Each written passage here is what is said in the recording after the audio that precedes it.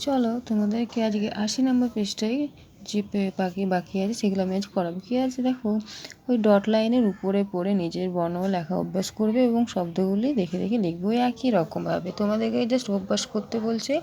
দেখো হ আছে, তোমরা হ হ লিখে যাবে।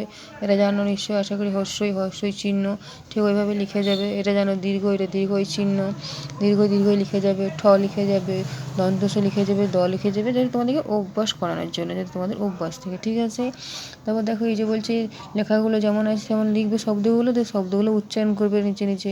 তাহলে ঈশান, দীর্ঘই, তালবিশ একা, দন্ত নিশান, সাদা, ঠাকুমা, দিক, সানাই, ঠিকানা, ইরাবতী, ঈগল, এইসব শব্দগুলো তুমি জানো। সানাই জানো দন্ত একা, দন্ত একা, হসি সানাই, ঠিকানা, ঠয়রসি ক্ষয়কা দন্ত ঠিকানা, ইরাবতী, হস্যই রয়াকার বত, ইগবতী, ইরাবতী, দীর্ঘ ইগল, ইগল, এইসব শব্দগুলো তোমাদেরকে জানতে বলছে, শব্দগুলো উচ্চারণ করতে বলছে, দেখে দেখে লিখতে বলছে। তেমন কিছু নেই, আশা করি তোমরা এইটুকু বুঝতে পারছো, ঠিক আছে।